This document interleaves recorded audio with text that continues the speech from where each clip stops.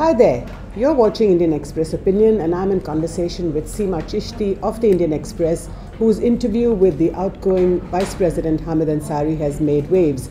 Mr. Ansari talks about how Prime Minister Narendra Modi, whose slogan Sabka Saath, Sabka Vikas must be implemented not only in words but in spirit as well. Seema, what did he mean exactly when he said that Sabka Saath hi leke chalna padega? I think he was speaking, you can't fault him for his choice of words and the spirit of what he said, because he essentially spoke about the soul of Sabka Saath, Sabka Vikas, that when you make a wonderful promise like everybody together and everybody must develop, we must make sure that we mean inclusion when we say inclusion.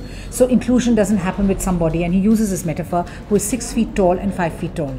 So how do you pull people up so that they truly feel included and inclusive? So I think it was a very significant intervention where he embraces the larger slogan but speaks about it as necessarily being something that should not be hollow but be meant fully in spirit. So tell us a little bit about the interview. You were one of two people, I think, who spoke to him on his last day in office. What was it like? How was his mood? Was he reminiscing about his 10 years in office? Yes, he was, and he's actually so proper and so correct even when he's off the record. So he was very thoughtful as always, and clearly 10 years is a long time. And as he reflects in the interview himself, there have been a lot of changes that India has witnessed in terms of its people, in terms of how information flows, is received, how people perhaps overreact, underreact sometimes, and governments, accountability and institutions. So I found him hugely honest, very introspective, and yes, looking back at 10 years and trying to come to terms with the significance of the wide sweep of time and all that has changed there,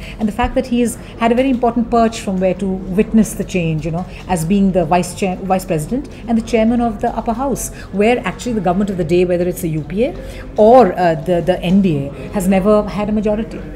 Now, was he sorrowful when he talked about the unease that he has perceived in these last 3 years since the Narendra Modi government's come to power? Was he talking about how there needs to be much more reaching out to people who are less fortunate, whether it's minorities, Dalits, women? Anybody marginalized? Yes. Clearly, Mr. Ansari belongs to a school of thinking which celebrates and looks at the idea of India as one necessarily not being defined by the one thing. Although he does talk about the several ideas of India. So he speaks about how each diversity, because all Indians have so many aspects of who they are, so many shades that kind of make a garden or a gulistan, if you like, but how one thing cannot be held out, one language, one hairstyle, one shape of nose, one religion cannot signify India. So I think he was kind of calling out to and resonating that spirit which the Constitution upholds, which we all speak of, even when we say Sabka Saath, Sabka Vikas, about many kinds of Indians making up the idea of India, and not being reduced to a singularity of either religion, caste, creed or language. Now, your interview with the outgoing Vice President has created a bit of a furore. The current President, Mr. Venkaiah Naidu, had words to say. The Prime Minister said that now you can perhaps go back to your core beliefs, implying, of course, that because Mr. Ansari is Muslim, that he could perhaps, and I am inferring from what he said, is that he could perhaps return to being, within quotes, much more Muslim. What do you think? I think to be fair to people who are outraging about Hamid Ansari quite unnecessarily, exactly like the Republic Day occasion when Barack Obama was here, completely out of line. But that was, I think, more to a sentence or a phrase plucked out of his interview with Mr. Karan Thapar, where he spoke about the unease amongst Muslims. But Mr. Hamid Ansari, having been the permanent representative of India to the UN, having been an ambassador across several countries, and to which the Prime Minister refers to as a part of the world, which I thought was perhaps not either very diplomatic or to in West the best. Asia. He said that he's been ambassador to several countries in West Asia. The implications of which were quite odd. Was it, you think, because these West Asian countries are Muslim, and I presume that is what the Prime Minister was alluding to. And what was very interesting was about how Hamid Ansari spoke of the 10 rupee note that he carries in his wallet, and he fishes it out when he's discussing India and the rich diversity that is about, that he points to not just the value of 10 rupees being in English and in Hindi, but in all the 18 and now 22 official languages, as typifying what India is. So somebody like that who has upheld India's best interests, and as he points out in the interview himself, he said it himself, that he's been the longest serving protocol officer that modern Indian history has witnessed. And therefore he understands so etiquette. He gets protocol and etiquette. And nobody who's kind of seen him, either in the House or otherwise, can fault him sort of even a millimeter on that. So it seemed to me that the words that he used, both to you and to Karan Thapar, sort of may have touched a raw nerve somewhere. But clearly, because at a time when we have at a time when even somebody who uses tolerance or dissent is regarded, a comment about a belief or an ideology is taken as an anti-national statement. Mm-hmm. So it's quite easy to imagine how it would lead to these extreme reactions. But it's deeply unfortunate if Mr. Ansari, he calls himself a part-time academic, but he's very much an academic mind, an intellectual, somebody who's represented India, is very thoughtful, is very widely read and experienced, was reflecting on something that we ourselves witness, a deep polarization along identity that India is now struggling to look at, sort of new fault lines along old fault lines, which we need to now not just paper over but effect a reconciliation. So he was hinting at those things, and it's unfortunate if it got made an exception of and taken like that. Now the Vice President is the chairman of the Rajya Sabha, which means that Mr. Venkaiah Naidu is now the chairman of the Rajya Sabha.